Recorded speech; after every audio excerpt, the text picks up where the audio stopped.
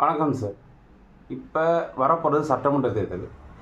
இதுக்கிட்ட புதிய புதிய ஆளுமைகள், புதிய புதிய அரசியல் கட்சிகள் அப்படின்னு நிறைய பேர் வராங்க. இருந்தாலுமே இந்த இருபெரும் கட்சிகள் மட்டும் அந்த வாக்கு வங்கி அல்லது அந்த முதன்மை இடத்துக்கு அல்லது வெற்றி வாய்ப்புகள் இடத்துக்கெல்லாம் அவங்க மட்டுமே இருக்கிறாங்களே, அது எப்படி? அவங்க எதை நம்பி அவங்களும் இருக்கிறாங்க? 60 வருஷ அரசியலில் கட்டமைப்பு, தொண்டருடைய உழைப்பு, இதை நம்பி தலைவர்கள் இருக்காங்க. அது 60 வருஷமாக இந்த தொண்டரும் அதை நிரூபிச்சுக்கிட்டே வர்றாங்க. பொதுமக்களும் இந்த 60 அரசியலில் 2 கட்சிக்கு மட்டும்தான் ஓட்டு போட்டு அவங்கள தான் தலைமைக்கு இருந்தால் தேவைன்னு நினச்சிக்கிட்டு இருக்காங்க. சரி, புதுசாக ஒருத்தர் வந்திருக்காரு, அவர் உடனே அந்த தலைமையான இடத்துக்கு வர முடியுமா அப்படின்னு ஒரு மக்கள்கிட்ட ஒரு கேள்வி இருக்கும்.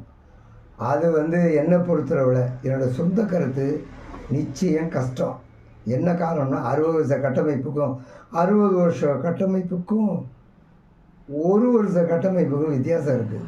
அவங்க 60 வருஷமாக மக்களை பார்த்து, மக்களை சந்தித்து, மக்கள் பணி செஞ்சு, ஒவ்வொருத்தரும் தான் என்ன மாதிரி மக்களுக்கு உதவி பண்ணி நிரூபித்து, இப்படியெல்லாம் பல போராட்டங்களை சந்தித்து, அந்த போராட்டத்துக்காக தன்னையே அர்ப்பணித்த தலைவர்கள் எல்லாம் இருந்துக்கிட்டு இருக்காங்க. புதிய தலைவர்னு வச்சுக்கோமே, அவர் இன்னும் போராட்டத்தை அறிவிக்கலை, எதுவுமே செய்யலை. இருக்கட்டும், அது பார்த்தா ஒரு வித்தியாசமாக தான் இருக்கும். அவர் மிகப்பெரிய தலைமைக்கு வரப்போகிறேன்னு சொல்கிறது எனக்கு என்னமோ அது கேள்விக்குறியாக தான் இருக்குது. கட்டமைப்பு வேணுங்க, அந்த தொண்டர்கள் பலம் வேணும். அவங்க எதை நம்புகிறாலும் அது உங்கள்கிட்ட இருக்கணும். புதுசாக ஒரு சமயக்காரருக்கும் 50 வருஷமாக சமைச்சவருக்கு வித்தியாசம் இருக்கா இல்லையா? புதுசாக சமைச்சவர் என்னென்ன வெரைட்டி பண்ண போகிறாருன்னு யாருக்கும் தெரியல.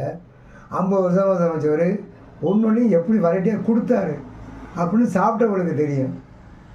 அப்படிங்கையில் இது நிச்சயம் அது அந்த 60 வருஷ அரசியல் பண்ணவங்களுக்கு தெளிவாக இறங்கி நம்ம வெற்றி பெறுவோம்னு நம்பிக்கையில் கரெக்டாக இருக்காங்க.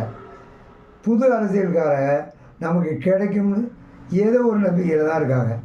நம்பிக்கையை டெஸ்ட் பண்ணுறாங்க. அவங்க நம்பிக்கையை டெஸ்ட் பண்ணி வெற்றி அடைஞ்சு களத்தில் இறங்கியிருக்காங்க.